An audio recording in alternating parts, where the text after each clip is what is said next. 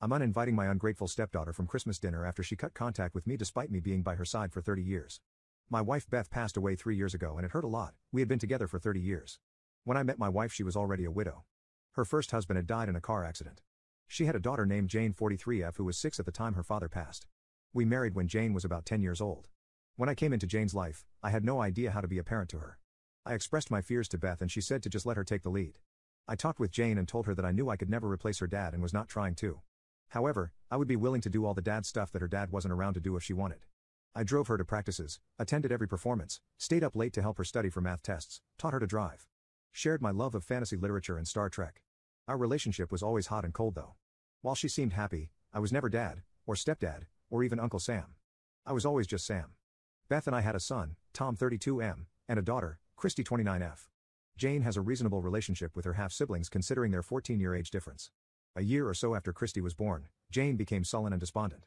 After talking with Beth, I offered to adopt Jane. Beth and I had sat her down and made the offer. We thought that after the birth of Christy she was feeling left out. It backfired horribly. Jane said she didn't want my stupid effing name. I tried to explain that she wouldn't need to change her name, but she started screaming at me that she didn't want my stupid effing name, family or anything else. Both Beth and I told her that this response was completely unacceptable, but she kept saying nasty things to both me and Beth. I told her that her behavior was totally unacceptable and since her mom had lots of class and manners that this behavior must come from her stupid effing father's family. Beth told me that I wasn't helping and I left while she talked with Jane. A couple of days later, Jane asked to talk with Beth and I privately. She said wanted to move in with her uncle.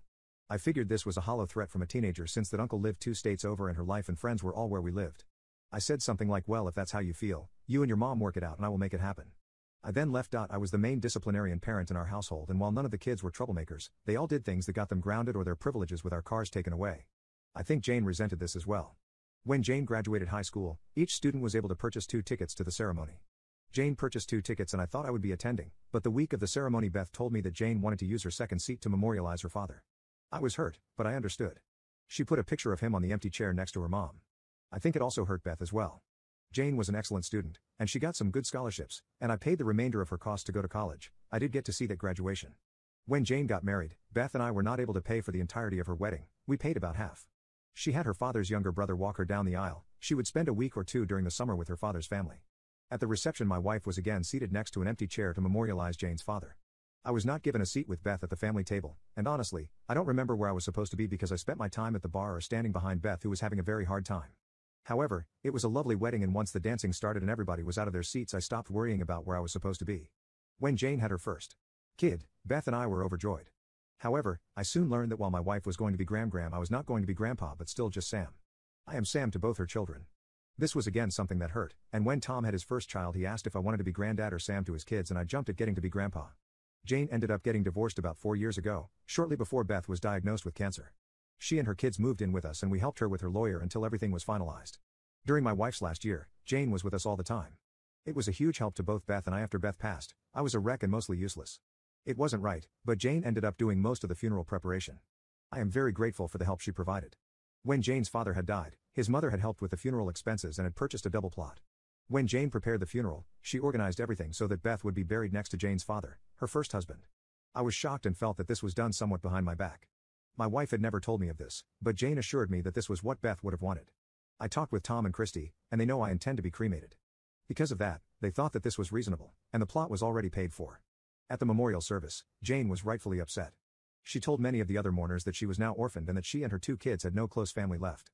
This upset Tom and Christy a lot, but I tried to explain that it was different for Jane.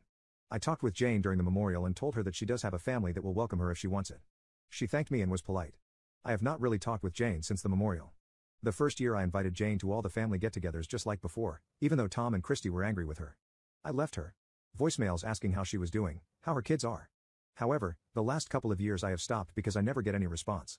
I still send her and her kids gifts for their birthdays and Christmas. I just don't actively reach out. One of the last voicemails I left I told her that all she needed to do was call and I would help her. Now, my daughter Christy is getting married next year. She reached out to Jane in the past few months and has been working on reconciling with her. Additionally, Jane's ex lives in a different state and her kids will be gone for most of the holidays. Jane has told Christy about how alone she is feeling. Christy called me and asked me to invite Jane to my house for Christmas. Christy and her fiancé will be there along with Tom and his family. I told Christy that Jane knows she is always invited. Christy says that Jane won't come if I don't call and ask her to come. I told Christy that she could invite Jane, or she could tell Jane to call me. Christy says I'm being an a-hole for not calling Jane. I talked with my son Tom, and he says he is tired of the rest of us having to beg Jane to be part of our family. I love Jane, she is my daughter, but after so much, I just feel like the only way this will work is if she takes the first steps.